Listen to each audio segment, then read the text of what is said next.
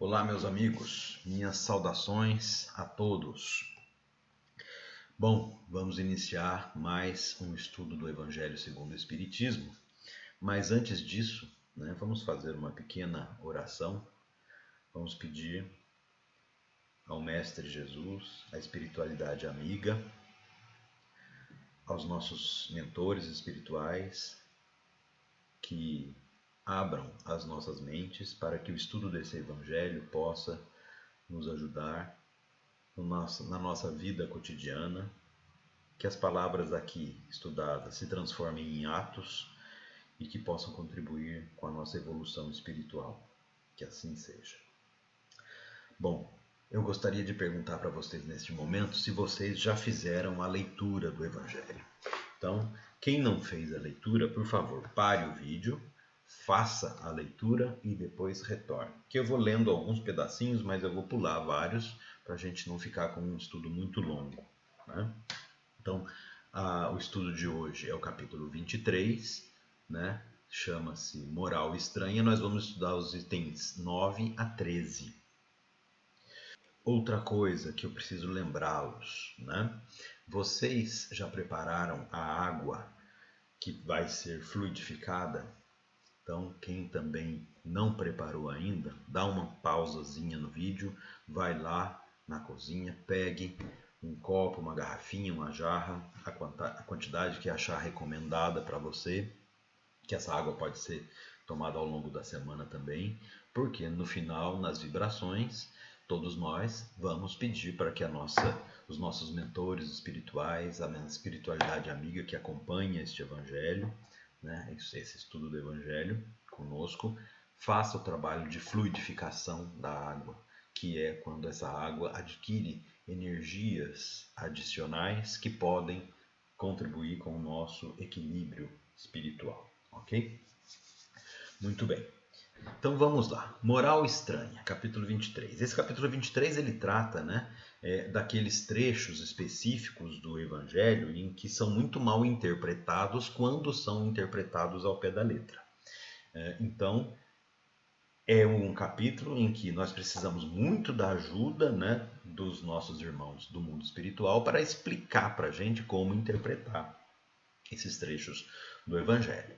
Então nós já fizemos isso, no mês passado, com Quem Odeia Seu Pai e Sua Mãe, e aí o estudo foi seguindo, e agora nós retomamos aqui com o item 9, que é Não Vim Trazer a Paz, mas a Divisão, que é, evidentemente, um título que é muito polêmico, Eu mesmo, uma vez, estava participando de uma sessão num centro espírita em Campinas, e um obsessor veio e falou exatamente desse trecho, vocês não acham que está na hora de fazer uma divisão neste centro? De trabalhar um pouco cada um por si?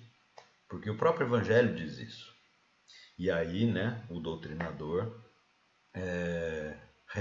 reparou que ele estava usando com má intenção o trecho do Evangelho e explicou para ele que não era nada disso, E aí ele ficou muito bravo, mas a sessão continuou. Muito bem. Então, esse pedacinho, eu vou ler aqui o 9 e o 10, que é o trecho do Evangelho mesmo, Então, vamos lá, juntos. Não penseis que eu vim trazer a paz sobre a terra. Eu não vim trazer a paz, mas a espada, porque eu vim separar o homem do seu pai, a filha de sua mãe e a nora da sua sogra. E o homem terá por inimigos os de sua casa. Isso está lá no Evangelho de São Mateus, capítulo 10, versículos 34 a 36. Depois vem lá, o item 10. Eu vim lançar o fogo sobre a terra. E que desejo, senão que ele se acenda. Eu devo ser batizado com um batismo, e quando me sinto apressado, que se cumpra. Credes que eu vim trazer a paz sobre a terra? Não. Eu vos asseguro, mas, ao contrário, a divisão. Porque de hoje em diante, se encontram 5 pessoas numa casa, elas estarão divididas umas contra as outras. 3 contra 2 e 2 contra 3. O pai estará em divisão com seu filho e o filho com seu pai. a mãe com a filha e a filha com a mãe, a sogra com a nora e a nora com a sogra. Isso está em São Lucas, né, se referindo ao mesmo trecho em que Jesus falou. Está no capítulo 12, versículos de 49 a 53. Bom, e aí, né, começa a vir a explicação da espiritualidade a respeito desses dois trechos que, se forem interpretados ao pé da letra, causam muita confusão. É evidente que Jesus não queria falar, né, nesses trechos, né, que era para a gente brigar com pai, com mãe, com sogra, com quem quer que seja, e muito menos ele queria falar que ele veio trazer a espada no sentido da luta, né? Então vamos começar a interpretação desse trecho aqui, né? Aqui no item 11, aqui eu já vou começar a não ler o item 11 inteiro, né? Mas o item 11 começa a questionar, né? Será que Jesus falou realmente desta forma, né? Não seria uma blasfêmia dizer que Jesus falou isso? Porque Jesus pregou o amor, a fraternidade, o perdão, né? E de repente ele fala que ele veio trazer a guerra, a paz, a espada, né? Ele quer, de hoje em diante, ele quer a divisão das famílias, todo mundo brigando, né? Uma família de 5, 3 brigando com 2 e 2 com 3, etc. Então, há que se interpretar de forma correta o que ele queria dizer, lembrando aquilo que nós já vimos desde o início desse estudo, deste capítulo, né? Isso aqui é alguém que ouviu de alguém que ouviu de Jesus, que escreveu numa língua que depois foi traduzida, que depois foi modificada. Então essa mensagem ela sofreu muitas alterações ao longo do tempo, sem contar que na época em que ela foi falada, a linguagem era uma, o mundo era um e hoje é outro. Então nós temos que fazer a interpretação correta, né? Então tem uns trechinhos aqui que eu grifei, dizendo, vejam só, não há nem blasfêmia nem contradição nessas palavras. Somente a forma um pouco equívoca não exprime exatamente o seu pensamento. Tomadas ao pé da letra, tenderiam a transformar a sua missão toda pacífica numa missão de perturbações e discórdias. E quantas vezes, né, a palavra de Jesus, a palavra do Evangelho, a palavra da Bíblia, não o Evangelho segundo o Espiritismo, que já é todo explicado pela espiritualidade, pela revelação, né? Quantas vezes a Bíblia e os Evangelhos são interpretados ao pé da letra segundo a conveniência de quem está interpretando, né? Então, as palavras, nós vamos ver aqui um pouquinho, né? Um pouquinho à frente, que palavras que são notoriamente falsas, vamos aqui no item 12, né? No item 12 fala exatamente disso. Ó. Toda ideia nova encontra forçosamente a oposição, e não há uma única que tenha se estabelecido sem lutas. Então, quando Jesus fala da espada e das lutas, é exatamente isso que ele está querendo dizer, né? Que a ideia nova que ele veio trazer era muito complicada de ser interpretada, né, e de ser aceita. Por quê? Porque existia uma acomodação, né, que pode ser interpretada no texto como a paz. Né, as pessoas estavam em paz, mas essa paz no sentido de acomodadas, no seu conforto, na sua zona de conforto, como a gente fala hoje, né? E de repente vem uma ideia totalmente diferente daquilo que se praticava na época, né? Do paganismo, né? Que eram aquelas religiões que tinham vários deuses e etc. E isso, claro, que não se ia se estabelecer sem lutas. Então é essa espada que ele estava falando. Mas se uma ideia, olha aqui está escrito, se uma ideia é notoriamente falsa, ela é deixada passar. Por quê? Porque ninguém se preocupa com ela. Se alguém fala uma bobagem, alguém entra por um ouvido, sai por outro, e ninguém tá nem aí para aquela ideia, tá certo? Agora, se a ideia repousa sobre uma base sólida, um secreto pressentimento adverte seus antagonistas de que é um perigo para eles. Por isso caem sobre ela. E foi o que aconteceu com Jesus, né? Jesus foi morto, né, crucificado, justamente por quê? Porque os representantes do status quo da época, né, os representantes da acomodação da época, viram que aquelas ideias poderiam abalar as estruturas da sociedade em que eles estavam confortavelmente colocados. né? Então, por isso, tomaram a providência de acabar com Jesus, achando que ia acabar com as ideias. Felizmente, né, como as ideias eram verdadeiras, repousavam sobre uma base sólida, como está aqui na explicação, elas persistiram e foram levadas até o centro do paganismo da época, que era Roma, né? O Império Romano era gigantesco na época, poderosíssimo, riquíssimo, e essas ideias foram levadas até Roma. Claro que à custa de muito sacrifício, de muita dor, né, para todos aqueles que praticavam o cristianismo na época, que por muito tempo foi proibido, né? Então pessoas eram mortas porque eram cristãs, né? Então, e aí, né, se numa família houvesse 2 cristãos e 3 pagãos, por exemplo, né, que praticavam outras religiões, ia haver conflito dentro das famílias, e era isso que Jesus estava falando. No começo, a implantação seria muito difícil e não ocorreria sem conflitos, né? Continuando aqui, né? Então, bom, só voltando aqui no item 11 ainda, né? Não há blasfêmia nenhuma naquilo que Jesus estava falando, só precisa que seja interpretado, como eu estava falando para vocês, né? E retomando aquilo que eu estava falando.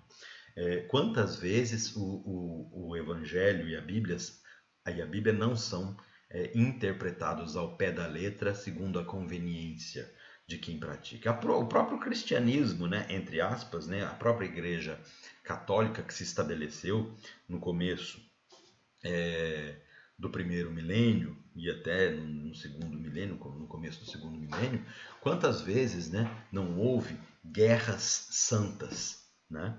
E as guerras santas, né, há registro na história que as guerras santas, elas mataram e eram muito mais sangrentas do que as guerras políticas, né? Então, a própria igreja estabelecida, né, como uma entidade, promoveu muitas vezes guerras, porque interpretava isso daqui. Olha, se o próprio Jesus falou que ele veio trazer a espada e a discórdia, né, então nós podemos fazer. Mas estava errado. Era a conveniência que estava sendo pensada naquele momento, né? O poder da igreja, o dinheiro, o ouro, né? O poder político que estava em voga naquelas ideias. Então falar, se Jesus falou, eu posso matar.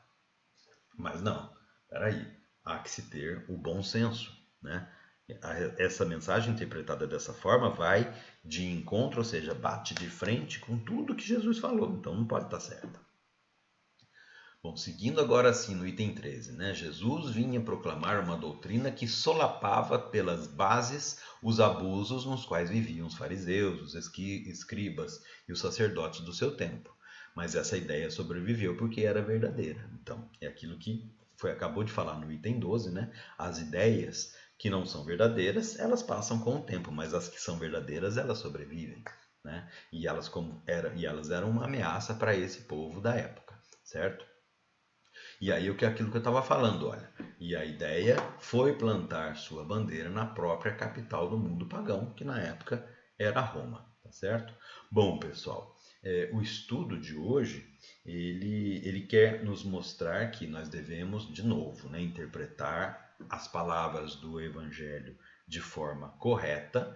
Por isso, nós espíritas usamos o Evangelho segundo o Espiritismo, que traz os trechos do Evangelho, mas traz a interpretação da espiritualidade a respeito destes trechos, e não é a interpretação de um espírito, é a interpretação de vários espíritos que contribuíram com Allan Kardec para escrever, né, o Evangelho segundo o Espiritismo, e muitas vezes o próprio Jesus é que dá as interpretações, tá certo?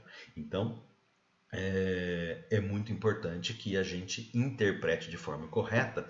E só como uma recomendação, sem querer invadir, né, o trabalho já da próxima semana, mas deem uma lidinha aqui, olha, no item 16. No item 16, praticamente aquele trecho lá do item 9, 10 e 11, ele é reescrito de uma forma que deveria ter sido escrito para que pudesse ser interpretado corretamente. Então, deem uma lida aqui no item 16. Olha, quando Jesus disse: "Não creais que eu vim trazer a paz, mas a divisão", seu pensamento era este: ó, "Não creais que a minha doutrina se estabeleça pacificamente. Ela conduzirá a lutas sangrentas, das quais o meu nome será pretexto, porque os homens não me terão compreendido ou não terão querido me compreender." Então vejam, os interesses políticos, né? Ou não entendeu ou não quer entender para que os seus interesses possam ser sobrepujados sobre a palavra de Jesus realmente. Bom, aqui já é estudo da próxima semana, não vou invadir de forma alguma, mas é muito importante que a gente sempre faça a interpretação correta das palavras de Jesus no Evangelho. Ok? Bom, agora então eu convido vocês todos, cada um na sua casa, cada um no seu momento, a fazer as suas vibrações. Vamos rezar pelo nosso planeta que está passando por um momento muito difícil, mas vamos também rezar por aqueles nossos familiares, por aqueles nossos amigos que estão passando por momentos difíceis, não só por causa da pandemia, mas por diversos outros. Vamos pedir a Jesus que essas pessoas recebam a luz e o fortalecimento necessário para vencer as suas caminhadas, né? Porque quando Jesus fala da espada, é a luta, né? E cada um tem a sua espada, cada um tem a sua luta, e nós precisamos de força para que isso ocorra. Bom, boas vibrações a todos, fiquem com Deus e boa semana a todos.